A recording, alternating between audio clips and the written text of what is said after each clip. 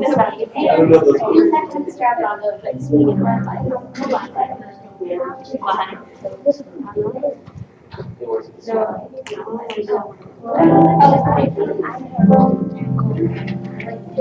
Good morning. Will you stand with us? Open up with prayer.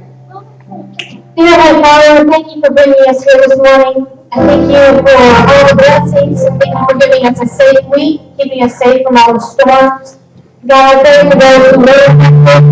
I pray that they get their homes restored, or they just get. Lord, thank you so much for bringing us here this morning. I pray that you have your way in the service. Lord, you're welcome here. We welcome you here. And we're expecting. Lord, I will leave the same. I will leave changes. I want more of you. Lord, just have your way. Your praise. Amen. Get out, shake someone's hands. Give them a hug.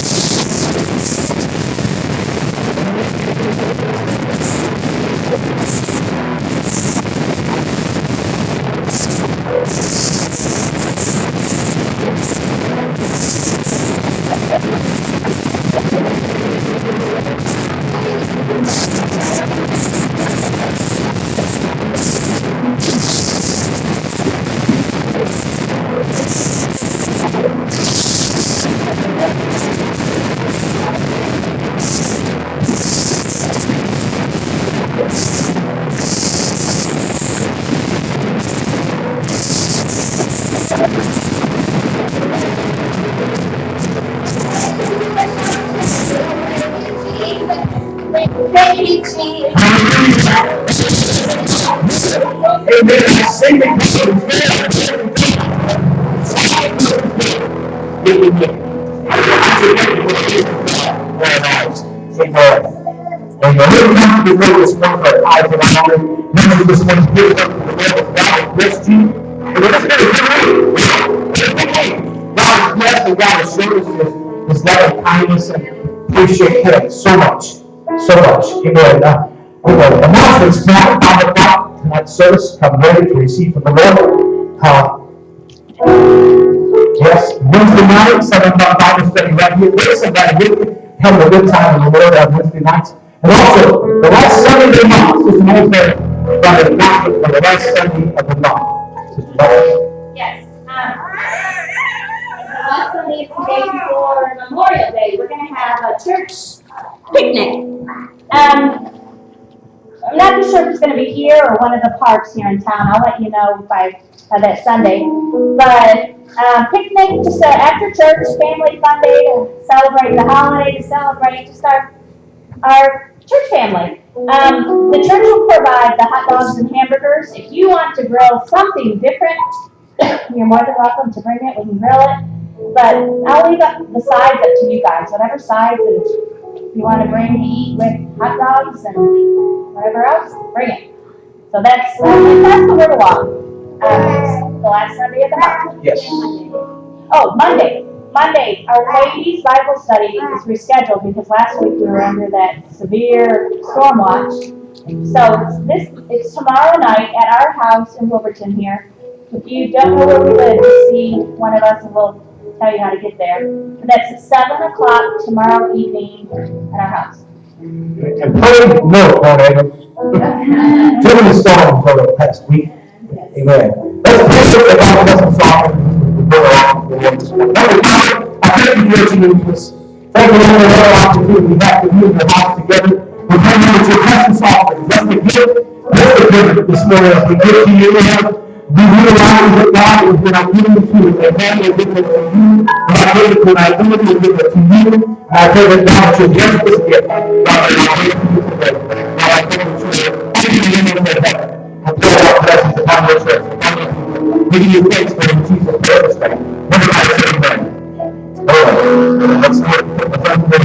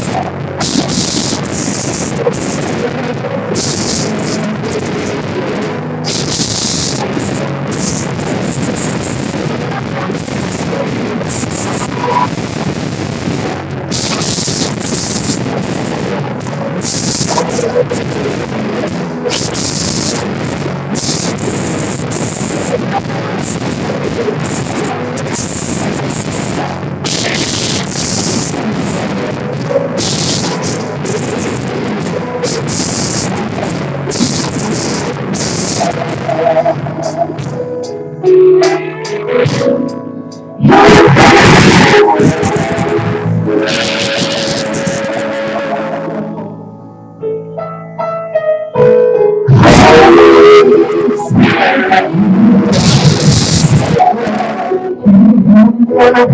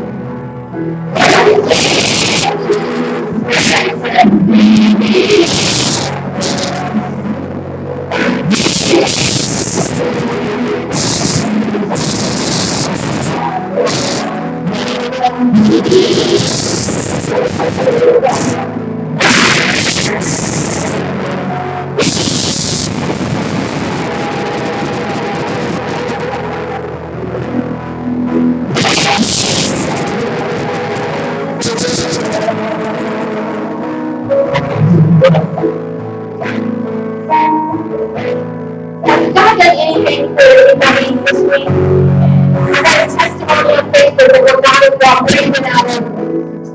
Brandon could have lost his job last week or the week before, but God spared it somehow. Mom shocked with the entire effort from the wind or tornado. They just brought her in there and 2 shirts got wet. But things that could have been so much worse. Oh God, God was there. And God brought us through stuff. And it might be a small crowd this morning, but we have a reason to praise. It doesn't matter if it's 200 or 100. At least 2 or more together, He's there with us. There's a 2 of us this morning, and I believe that we're going to agree together that God is here. So when we sing these songs, let's not just sing them for the words. But let's welcome God. You're welcome here. I don't want to just sing a song to go to the words, but I want to worship you. I want to praise you. Because I have a reason to. Dad could have been dead in a car accident. His brother. If you've seen the x-rays, it's just my aunt taking pictures of the x-rays. And it looks awful. His skull is crushed. And he should be in severe, severe pain. And he's like, I'm not in that much pain. He's not in pain. He's not taking strong painkillers. It's because God somehow, and he's not serving God. But still, He has mercy on him. It's indescribable, the mercy that our God shows us. We shouldn't be dead, or we should be in rehab, or we should be torn. You know we shouldn't be together. And you guys are standing strong today in church. Where should we be together? It's God's mercy, and it's His love. No man can do that. There's no man here that can do that. There's God that He still performs miracles. He still meets needs. He still delivers. He still sets free. He's still the same God yesterday, today, and forever. Forever. That's never going to change. So I'm not worship this morning. Let's forget about our happy living. Let's forget about the bad afternoon. And I can see this. Let's just keep you to God this morning. I have a reason to praise. I still have my car and my husband's still at home with me working. He just have to go off. I have a reason to praise this morning. And I believe God's done something for every one of us here. So as we sing this, just close your eyes. Let God do whatever He wants to do. So sing that again.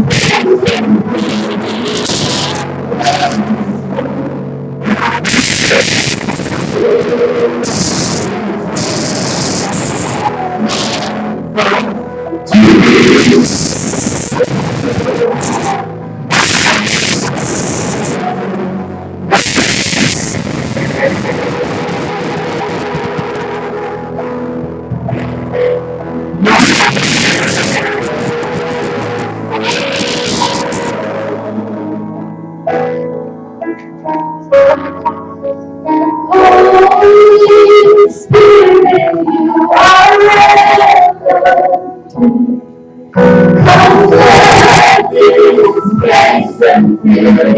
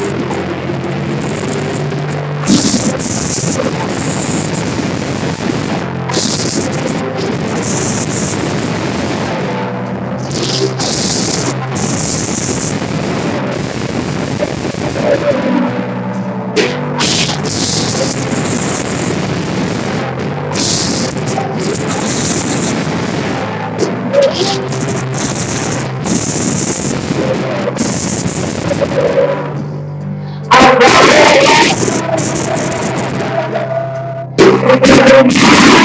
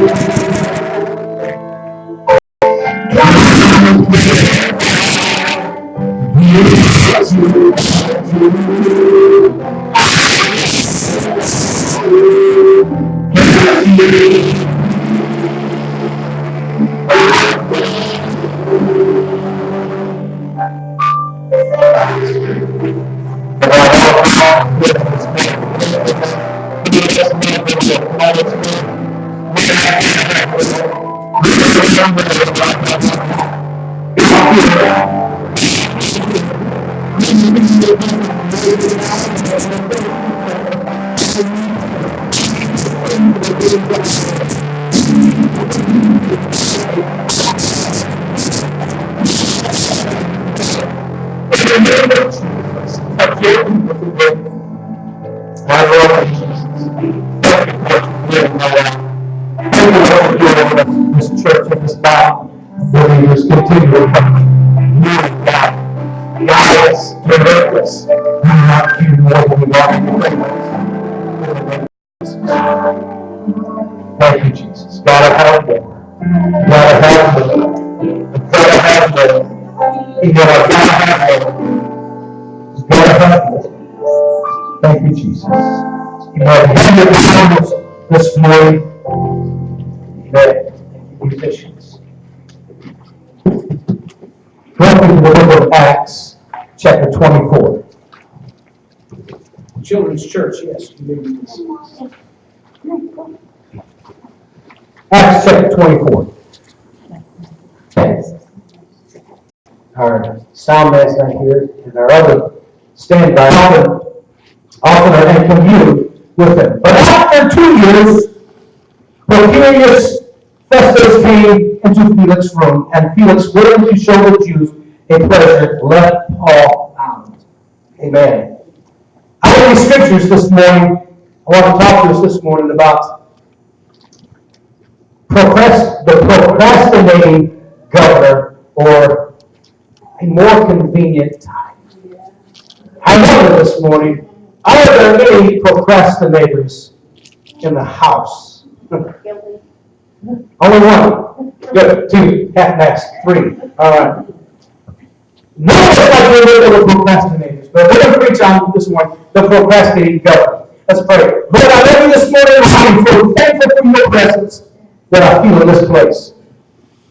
I know that your presence is here. I know that you're here this morning to reward the lives of men and women. And I pray, God, I know that you gave the message. God, I know that this is Pentecost Sunday, and I want to say thank you for the Holy Ghost. Thank you for the Holy Ghost. Just kidding. Don't say that. My wife is not in here. Amen. Being honest, and we asked the person already how many of us are procrastinators, and me, I am too. And I'm going to start working on that tomorrow. There you go. Wait a minute. Tomorrow's built up with my workout exercise regimen, yeah. Yeah, I'm going to start working on that tomorrow too. Brandon keeps asking me when I'm going to go jogging with him. I said, next week? Next week? It's not here yet. Still working on that. The leaders of the country are under scrutiny today. They are. They're scurrying around. They seem to be scrambling to get things done suddenly because of the election year that is in front of us. Some people don't work hard unless the situation goes desperate. Amen? And the pressure is on to get things done. We wait till the last minute. I remember being in college, having a month to do a term paper and wait till the night before to get it done. Anybody else do that besides myself? I remember in grade school given a month to do book reports, read a book and do the report, and wait till the night before to finish the book and write the report. Anybody else in here besides me? Procrastination. We know that Christmas is coming, but we'll wait till a week before Christmas to go Christmas shopping. Amen. And here we are, we are to believe. And we say that we are ready for Pentecost, but I believe that we have along the way as a church and as a body of believers, we have procrastinated on a whole lot of things.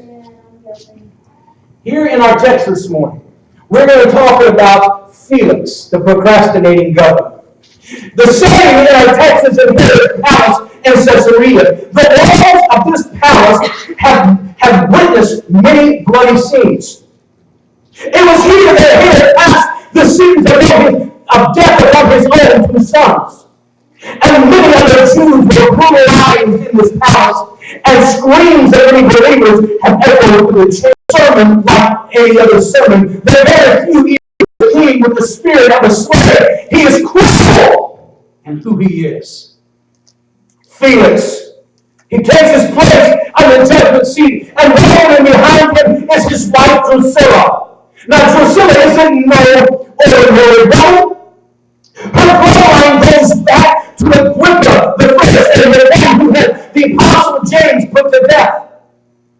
She is also alive with the spirits that killed the babies, and it was after Jesus that killed all the firstborn babies.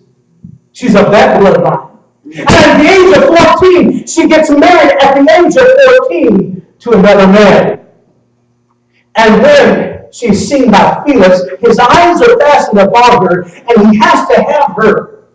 You see, according to historians, she was one of the most beautiful women upon the face of this planet during this time period. So he has to have her. So he plots and he schemes and he plans to get her. She divorces her husband and he ends up with her.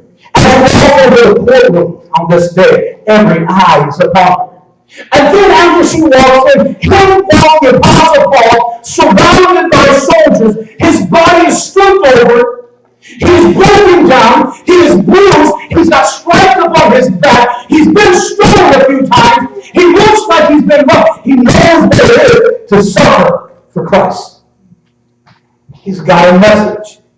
The irony here is this, that Paul stands bound before Felix, but yet Paul looks like he acts like he's a free man. And here is Felix that is a free man, but yet his soul is in chains and he's bound. And Paul gets this, Isaiah put it like this. He said, come now and let us reason together. So Paul is here, he's getting ready to reason with Felix on a few different things. Paul's got a sermon that he's getting ready to preach in the hall of this palace, and his message is about righteousness, about temperance, and about judgment.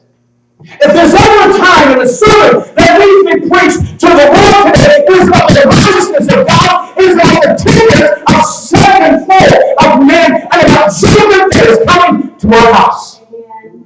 Judgment that's coming to our nation. Judgment that's coming to our home if we don't turn our lives over to Christ. Yeah. Woo! Yeah. There was a court case in England several years ago. A family was traveling down a long road that was unfinished and they had an accident. The prosecution said the road was clearly marked with a bright red flag, but the defendant said no, it wasn't. He claimed that if they would go retrieve the flag, they would see. They did. And it was pale pink from being in the sun and the weather too long. Our pulpits across our nation today are claiming that they're waving a bright red flag.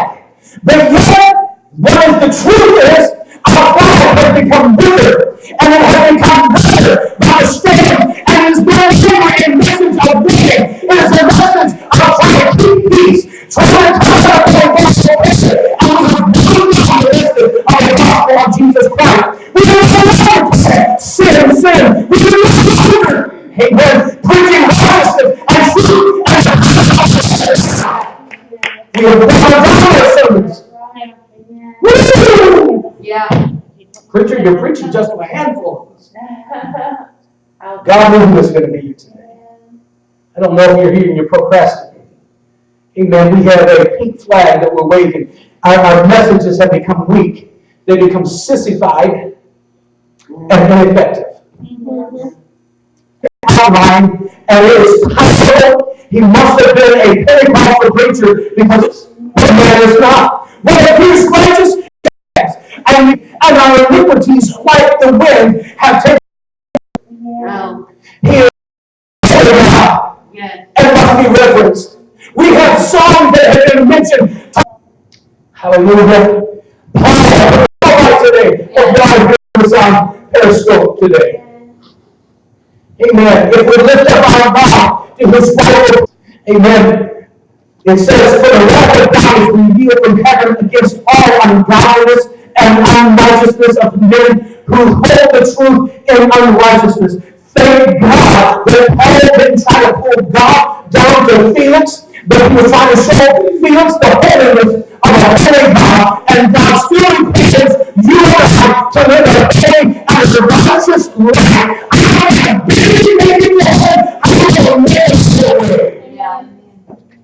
Amen. Y'all quiet this morning, but it's okay. It's okay. Amen. He preached righteousness and the God who hates sin. We must understand, yes, I'm not. You see, we sin differently. We see God does. We call it weakness. And perhaps for the first time, he began to understand his sinful condition. And we are terribly mistaken. You cannot, and I cannot. I must not say things that I should not say. I must not do. One reason he held Paul so long was he was hoping that the believer would raise mind to get him set free. Yeah. He was wanting to take a bribe. He was clear he did not have to steal.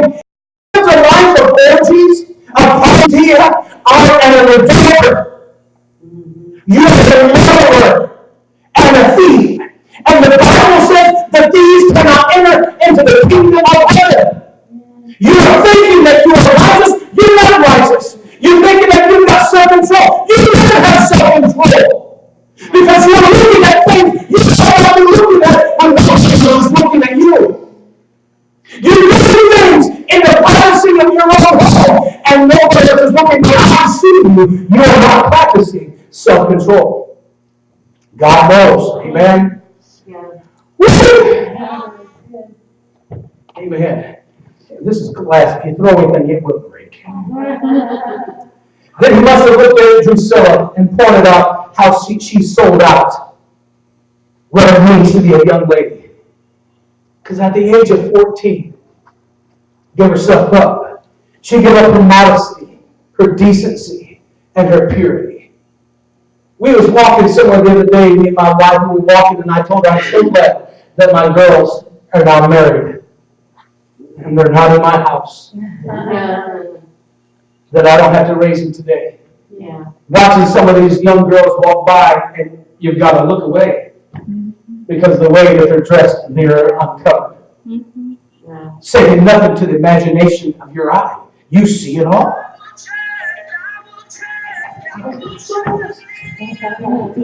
Hello, Jesus. He says to the girl, he looked at Drusilla, and I'm sure she sold out what it meant to be a young lady. She gave up her modesty. These are important qualities for young ladies today to live. Amen. Don't give place to the enemy. Don't give place. We wonder why rape is on the high. Because we're parading it around. Amen. There's only one reason why we dress the way that we do is we want other people to look at us. Amen. There have been times, that's my girl, I told her, you go back into your room and you change your clothes. You will not wear that outfit today. Or tomorrow. You outgrew that 3 years ago when you were short. When you bend over, I don't want to see that, and I don't want anybody else seeing that either. Hallelujah. Yeah. Many people have never been confronted with the truth about how God feels about their lifestyle. How does God feel about your lifestyle? How does God feel about what you do? How does God feel? Let's just say it here. How does God feel about stand before him and he's either going to say enter in or depart from me. I never knew you. I want to hear him say, well done. Yeah. Pastor, there's nothing wrong with what I am doing. Then your life ought to reflect in his eyes. We have never been confronted with the truth about how God feels about our lifestyle. Now this needs to be done wisely as from God and not just from the church organizations. And not just because I grew up in church, I used to tell that I don't do these kind of things because I go to church and I go to that church. No, now I gotta say, I don't do this because I am a Christian, and I don't do this because it will be unpleasing to the God that I serve. Yeah. And I choose. It is my choice to be a Christian. You see, I can do all these things in life. I can party, I can drink, I can shoot up, I can do anything that I want to do. But I choose to be a Christian. I choose to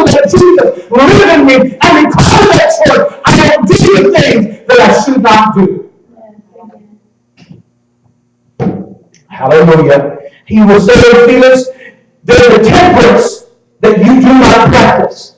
God's truth needs to be preached. That it's not a credibility gap, but it's a lie. It's not nefarious adultery. It's not just premarital indiscretion, it's fornication. Yeah. Amen. It's not, it's drunkenness, it's not a disease. It's something, not an alternate lifestyle. Alternate lifestyle. Right. God still calls sin, sin. And so should we. We try to make excuse for the sins that we do. Yeah. My mom and dad did it, so therefore I do it. You can say that you have a weakness or a chemical dependence, but God calls it sin.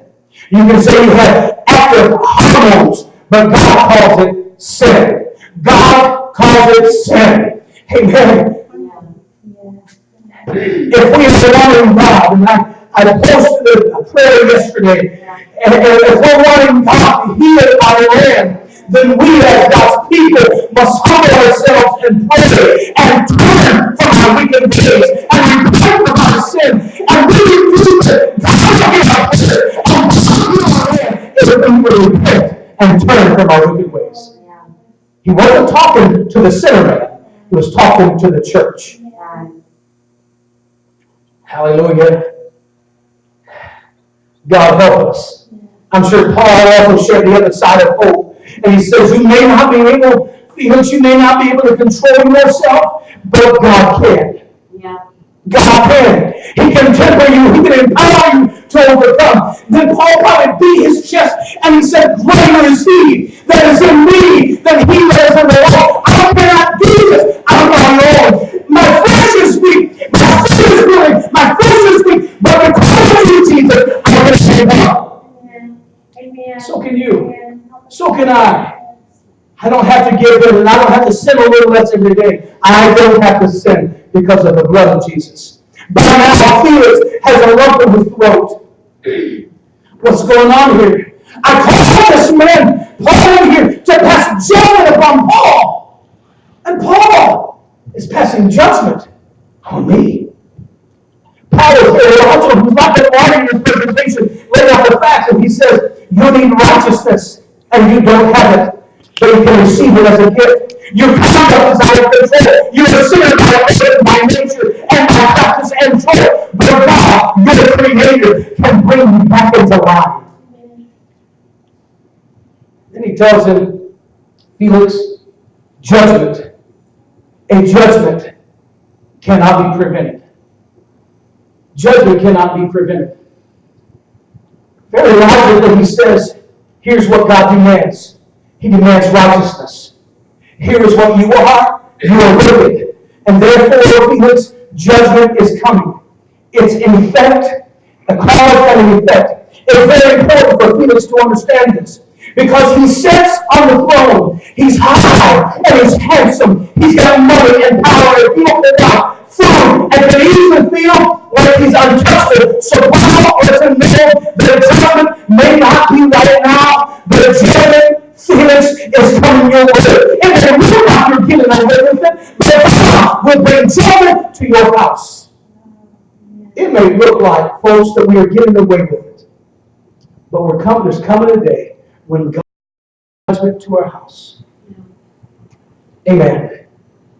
It's very important for Felix to understand this because he sits here and he's thinking that he's okay. Amen. Sure, there are natural consequences are there for any of us. Having an affair, you could get a disease. Take drugs, you can destroy your brain and brain activities and destroy your life. You can jump off a building and you can hit the pavement. Amen. Your sin will find you out. God's judgment of sin hasn't yet arrived, but it is coming. Hallelujah. Yeah. Why is Felix trembling? Paul is in chains. You know why he's trembling? Do you know what this is called? This is called Holy Ghost conviction. Yeah. A proclamation today. I wonder in how many churches today is there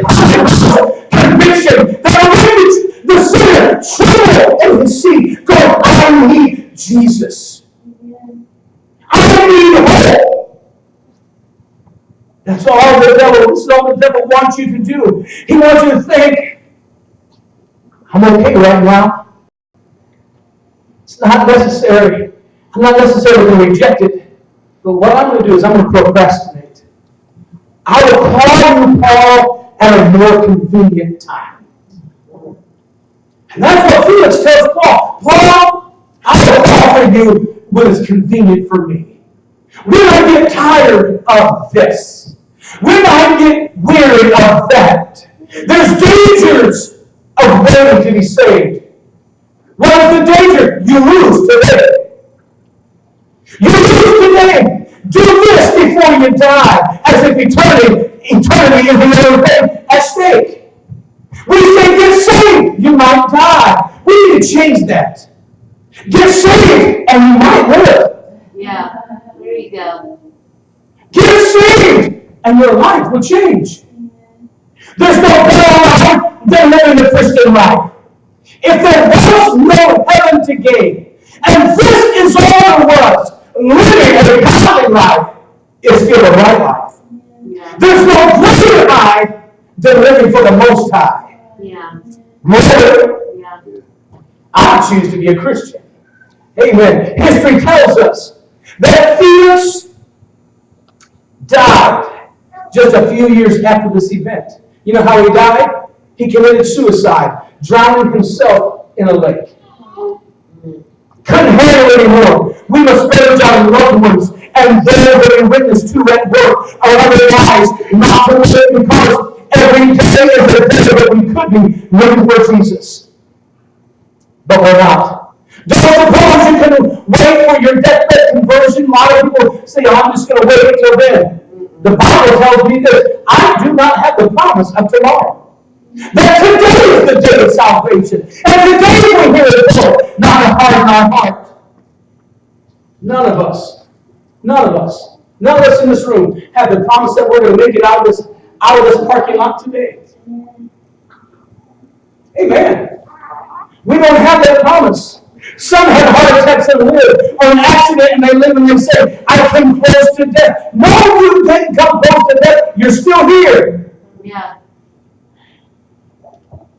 Very easily, the accident that me and my brother were in, we could have went out into eternity just like that.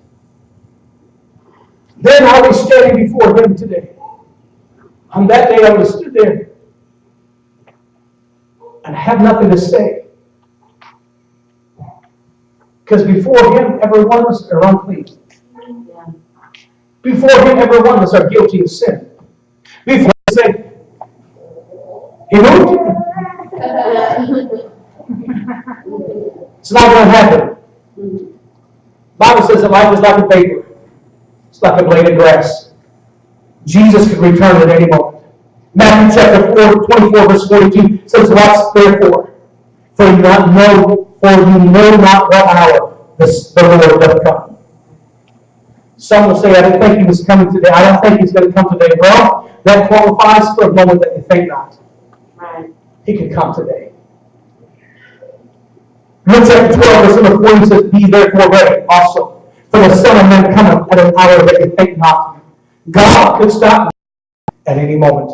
Right now, in our text, Felix is under conviction, but we have no record of him being convicted again. Every time we reject Christ, our heart gets a little harder.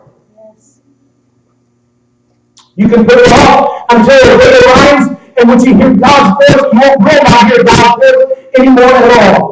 His knocking is over. He says, I will not always strive with man. Yeah. There could come a day when he quits knocking at your door. I don't want that day to be today. So today, if I hear him knocking, Lord, come in. Lord, it's me. I want to believe with all my heart that everyone in this place is a Christian. I don't know why on a day that it seems like we're lower than others today. People God has a plan for this place. And I don't know who's in here this morning that's procrastinating, totally selling out to Jesus. I don't want there to be a question between me and God if I'm ready or not. I don't want to hope I'm ready. I want to know that I'm ready. I don't want to hope that everything between me and Him is fixed. I want to know. 3 times in Romans, it says that God gave them up or God gave them over. There's coming a time when He won't strive with man anymore. The good news is He's in this house today. And He's talking to every life and every heart. He's talking to every individual. Demons were having a convention one day. The topic was how to keep people from getting saved. Here's where their ideas. Tell them there's no heaven. Let's tell them there's no hell. No, let's just tell them there's no hurry. And that one's working. That one's working. I don't want to preach a watered down gospel. I want you to know if God calls it sin, it's still sin. And God requires you and I to live a holy life. God, help us to be ready. The road to hell is paved with good intentions. We need to compel our loved ones to come to Christ today. Those around us. I love you guys, I do. And I'm thankful for what God means to us. I'm thankful for the cross of Jesus Christ. I'm glad that He made a way for me one day. And don't ever say that Felix was ever convicted again. He should have chose Christ that day. The Bible says he trembled. But he says, I'll call you later. Today's the day. You don't have the promise of tomorrow. Will you bow your head with me today? Heavenly Father, I love you today. Forgive me, Lord, for my lack. Forgive me, Lord, for the things that I've allowed to take your place. I want to see revival come to our nation again. I want to see revival come to our city again. Forgive me for procrastinating. Forgive me, Lord, for saying I'll do it later. Because today is the day. I want to be the pastor that preaches under strong conviction and preaching where your Holy Spirit moves. The sinner man doesn't feel comfortable, but it draws him. Have your way in this place. Forgive me for my lack.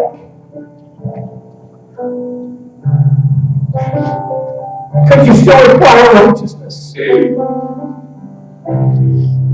You still require temperance and self-control in our life. And God, if we don't take care of those 2 things, judgment is coming. Judgment is coming. Judgment is coming to our house. Judgment is coming to our nation. Forgive us, your people. In Jesus' name. Thank you, Lord. I know this morning, if you're here this morning, you don't know Jesus Christ as your personal Savior. The Bible why I can preach a message like this on a day like today. Because I don't know. I have an answer for you. I have an answer for me. And you stand before God for you and you alone. So when you stand before God on that day of judgment, how will you stand? What will you have to say? Will he see you, or will he see the blood of Christ? You can't destroy the next judgment of God. So this is what I want us to do. I want everybody to come and find your place to pray. Search your heart today. If there's any wickedness in you,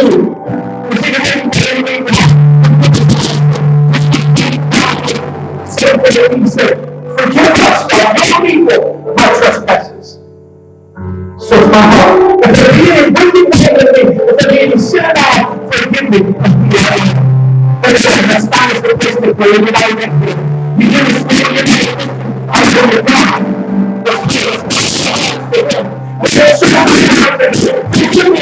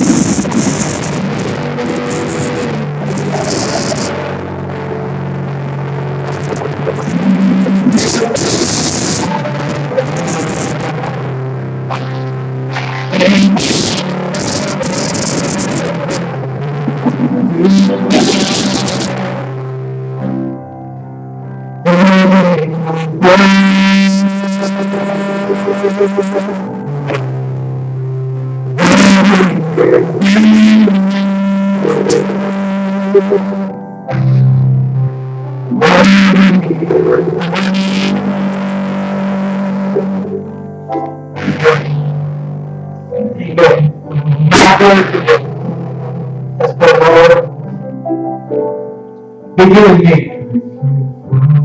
Beginning me. Yes, ma'am. Share just briefly, during praise and worship, I saw this just brief vision of Jesus. And he was standing before his bride. And he was adorning his bride and getting his bride ready to receive, to be received by marriage. And then he preached such an awesome message. We are one Christ. Yes, we are. Jesus Christ is adorning us and getting us ready to be received by him. Amen. And this is the message. Yes. To get ready. My daughter was getting, when they got married, it was an event. An expensive event. But there's coming a day. We are the bride of Christ. But that day, it took from the moment they got up that morning until they walked down the aisle that afternoon to be ready. In fact, it took weeks to get to that day. We had to go, it's coming. You got to go buy the dress. You got to find a location that can fit everybody you've invited. You got to buy the cake. I remember when Aubrey got married, I went with them one day to go wedding dress shopping. I sat in the car while they went in. Aubrey texted was, "Dad, come look at this dress." I walked in and just started buying. Well, that's the dress. I should look at the price tag first. Because after that, no dress compared to that one. That was the dress that she ended up with. But it took weeks to get ready. I believe the weeks are coming to an end. I believe that the days approached. And we're now just hours, moments before that marriage supper. And I believe that God is putting finishing touches on his bride. That day of the wedding, they were so nervous. Wanted everything to be right. The dresses got to be pressed. Everything at the banquet was already done. The food was already cooked. The only thing that we had to do was walk down the aisle. So, two of the hardest days I've ever had in my life. To get my daughter away. But Jesus is coming. The marriage supper of the Lamb is coming. It could be today. Are we ready? God's getting his bride ready. Let's live a righteous life. Let's have self-control of ourselves. We quit saying the devil made you do it. No, we did it. Because we know how to do it. So Jesus, forgive me for what I've done. But your righteousness be in my life. Amen. That's what it wants to do. So when judgment comes, I've got nothing else to say but I've been forgiven. My past has been forgotten. Now I'm ready. Let's stay together. Let's go to the house of the Lord this morning. Amen. I love y'all. I did. I thought about preaching this morning. I did. Are you ready? I want to speak to your ears. I know you now when I'm in trouble. Yes, ma'am. Yes, there's a gentleman, I used to church with him over there, First Baptist, and his name is Randy Emerton, and I mean, he was a really good guy, and he's got a young family, he's got a divorce, he's cheated around and stuff, he's really chosen drugs, and he's got an infection in his heart, and he's got a little boy 1 of that years old, and I picked him up last year on the ambulance in Hartsline, and I didn't even recognize him. You know, I used to go to church with him.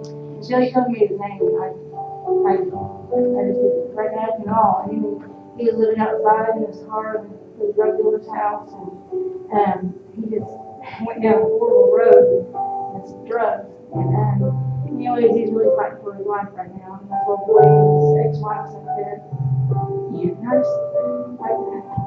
Everybody pray for him. What was his name again? Randy Hamilton. Randy. Let's pray for Randy today. God will reveal himself to him today. Amen. Remember that family in Talahena area? They lost 2 sons Yes. last week. So it was drowned last week. 17 and 22, I believe. Yeah, around that age. Drowned. Amen. God's able to meet us today. Meet these needs. I had a nephew that just had surgery on his eye. He had cancer in his eye.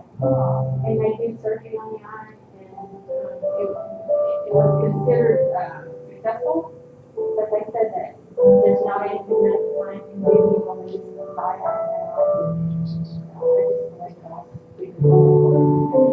I want us to pray today too for a friend of my family, lifetime friends. Their dad, his name is Max Camden. They send him home with hospice. They don't give him very long. He could have some medication. I mean, he could do it. He could recover, but his body's too weak, so they can't do any type of surgeries, and his body's shutting down. So they give him just 2 weeks at most to live. It was Max Camden, great man of God. Just pray for him that God will touch his life and be with his family. Their middle daughter is one of my best friends. Her name is Vicky, and she says, I don't know how I can do this. My other sister, my older sister, my younger sister, they're supposed to be strong, but they're not. My mom isn't very strong, so I've got to be strong. And she said she's having a hard time with that. So pray for them. They got to do that. Amen.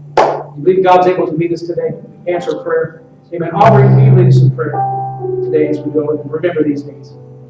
Dear Heavenly Father, we come to you again. God, I lift up Randy to you. We don't know when his time is, but God, I just pray that you put somebody in his path to introduce him to you, to share your love with him, and let him know that it's not too late. It's not too late to call out to you and to say that he needs you. God, I just pray that you put somebody in his path. God, I pray for the family that lost their 2 kids last week. I pray for them that you just comfort them. If they don't know you, I pray that they come to know you. I pray that somebody introduces them to you. And God, I pray for Sister Myra's nephew. God, I pray that you restore and heal his vision. I pray that you just touch his body. Don't let the cancer come back. Let it be gone. Just heal his body and perform a miracle. And God, I pray for the Camdens. I just lift them up to you, God, for comfort and peace and strength during this hard time. And I pray that you touch the father's body. God, take him out of his pain and his misery that's here on earth. I pray that you touch him here on earth. But if it's to come home to you, then God, I just pray that you welcome him and comfort the family during this time. And God, I just pray that you be with each and every one of us as we go today. Keep us safe. And God, I just pray that the word was planted on good ground this morning. I pray that we take it with us and we prepare ourselves for your coming. God, I thank you for all of your blessings. I thank you for everything that you've done. We love you and we praise you. Amen.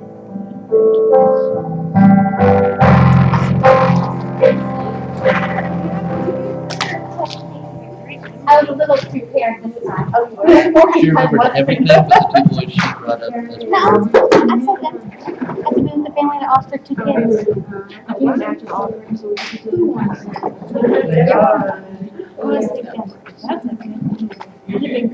I had kids on my guess. They may smile. I had to make them like pretty separate.